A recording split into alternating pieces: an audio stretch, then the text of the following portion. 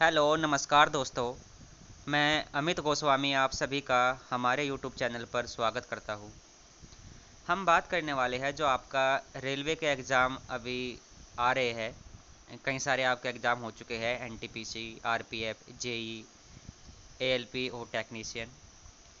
और बहुत सारे छात्र फॉर्म फिल करते हैं और बहुत सारे छात्र फॉर्म फिल करने में गलतियाँ भी कर देते हैं। बहुत सारे प्रश्न रहते हैं छात्रों के। तो जो भी आपके प्रश्न हैं, अगर आपको लग रहा है कि हाँ भाई मेरा ये प्रश्न हो सकता है, तो आप बिल्कुल कमेंट बॉक्स में कमेंट करके पूछ सकते हैं। आपको हर कमेंट का जवाब दिया जाएगा। एक इस तरह का कोई भी आपको अगर रहेगा तो दो ही आदमी आपको इसके सही तरीके से जवाब दे सकते हैं, जो इस प्रोसेस से गुजर चुका हो या फिर जो इस प्रोसेस को करता हो। ठीक है, तो इस प्रोसेस से तो हम गुजर ही चुके हैं, तो आपको अच्छे से इसके जवाब भी दे दिए जाएंगे। अब बात करते हैं, छात्रों का ये है कि उनका जो आधार कार्ड है उसमें डेट ऑफ बर्थ अलग अलग है, 10th की मार्कशीट में अलग है, आधार कार्ड में अलग है, और उन्होंने फॉर्म फिल कर दिया है। क्या मेरा फॉर्म रिजेक्ट हो जाएगा? तो ये बहुत सारी क्वेरी रहती है। या फिर आधार में कुछ स्पेलिंग मिस्टेक है, या फिर आपका 10th की मार्कशीट में जो भी आपका नाम है और फॉर्म फिल करते वक्त जो आपने नाम वहाँ पर नाम वहाँ पे फिल किया है, वहाँ पर कुछ स्पेलिंग मिस्टेक्स हो गई, फादर नेम में स्पेलिंग मिस्टेक हो गई, आपने अपना जो एजुकेशन बोर्ड है वो गलत डाल दिया, या गलती से कुछ और मिस्टेक हो गई, परसेंटेज गलत डाली गई आपके द्वारा, इस तरह की कोई भी सिली मिस्टेक्स अगर आपके द्वारा हो गई है और आपको अभी डर लग रहा है, तो मैं आपको बता दूं, इन सब चीज़ों से डरने की कोई भी आपको ज़रूरत नहीं है। आपका फॉर्म रिजेक्ट इन वजह से तो होगा नहीं। रेलवे का यही और एसएससी का भी यही चलता है फ़िलहाल तो, कि आपका फ़ोटो और जो सिग्नेचर है अगर ये ब्लर है, समझ में नहीं आ रही है, उनकी वजह से अगर रिजेक्ट होगा तो अलग बात है। बाकी इनकी वजह से आपका फॉर्म रिजेक्ट नहीं होगा कि स्पेलिंग मिस्टेक हो गई या कुछ भी ऐसा हो गया, बोर्ड गलत डल गया।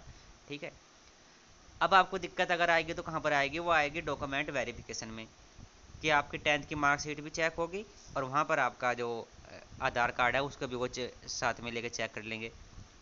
वहाँ पर भी आप इसको इग्नोर कर सकते हो, नाम मात्र का प्रॉब्लम आती है, लेकिन फिर भी अपनी सुविधा के लिए आपको क्या करना है, जहाँ भी आपकी मिस्टेक है, क्योंकि डेट ऑफ आधार कार्ड की तो मिस्टेक ऐसी है, ये तो आपके 2 से ढाई महीने में ठीक भी हो जाएगी या इससे पहले भी हो जाएगी। आपको जो भी आपके नज़दीकी बैंक है, आधार सेंटर है, जहाँ भी आपको लगे कि यहाँ पर ये मैं नाम चेंज करवा सकता हूँ या ठीक हो सकता है, तो वो तो वहाँ पर हो जाएगा, कोई दिक्कत ही नहीं है उसमें तो।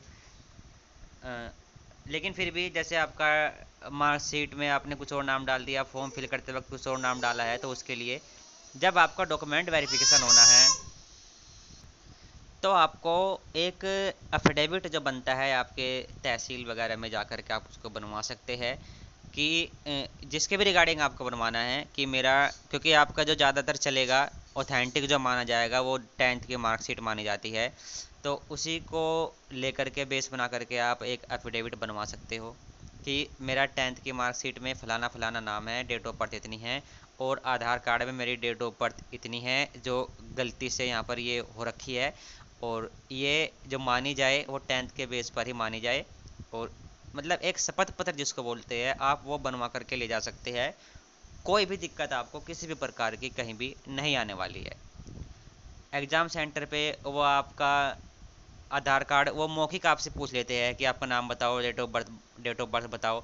तो अगर आप आधार कार्ड उनके हाथ में दोगे तो जो भी आधार कार्ड पर डेट ऑफ बर्थ लिखी होगी उसी के अकॉर्डिंग आप बता सकते हो कि मेरी डेट ऑफ बर्थ इतनी है। उनके पास आपकी 10th की मार्कशीट तो होती नहीं वहाँ पर, तो अगर आप आधार कार्ड दोगे तो उसमें जो भी आपका डेट ऑफ बर्थ लिखा होगा तो वो आप बता दीजिएगा कि ये डेट ऑफ बर्थ है। वो कई बार पूछ लेते हैं, मोस्टली ऐसे तो पूछते नहीं हैं।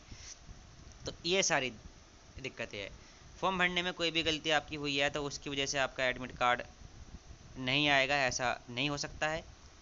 थोड़ी बहुत दिक्कत आएगी डॉक्यूमेंट वेरिफिकेशन में, उसके लिए आप जहाँ भी दिक्कत है उसका एक एफिडेविट बनवा के लेके जा सकते हो, कोई दिक्कत नहीं है। और जब आपको डॉक्यूमेंट वेरिफिकेशन होता है, अगर आप नहीं भी बनवा करके ले गए तो जो वे अधिकारी होते हैं वो कम से कम 10 से 15 दिन का आपको टाइम पीरियड दे देते हैं कि ये जो आपकी मिस्टेक है इसको आप ठीक करा करके ले करके आ जाइएगा। ठीक है, तो वहाँ पर भी आपको कोई दिक्कत नहीं होने वाली है। तो आपका जो मेन फोकस है वो होना चाहिए कि मैंने फॉर्म फिल कर दिया है, एडमिट कार्ड मेरा आएगा, मुझे अब तैयारी करनी है। फिर भी कोई डाउट अगर आपको लग रहा है कि भाई मुझे इस चीज़ का डर लग रहा है, तो आप बिल्कुल उसको कमेंट करके पूछ सकते हैं। नहीं भी पूछेंगे या इस तरह की कोई भी वीडियो सर्च करके आप यूट्यूब पर अपना टाइम वेस्ट नहीं करेंगे, तो वो ज़्यादा बेटर है। फोकस आपका अपनी तैयारी पर होना चाहिए, क्योंकि कंपटीशन काफ़ी टफ है, काफ़ी ज़्यादा है। और इसी तरह के इन्फॉर्मेटिव वीडियो के लिए आप मेरे साथ बने रह सकते हैं। आगे भी कोई नोटिस रेलवे का आता है या कोई इन्फॉर्मेटिव जानकारी आपको चाहिए, आपको यहाँ पर वो मिलती रहेगी। कोई डाउट अगर आपका है तो आप कमेंट करके पूछ सकते हैं। फिलहाल इस वीडियो में इतना ही। Thank you.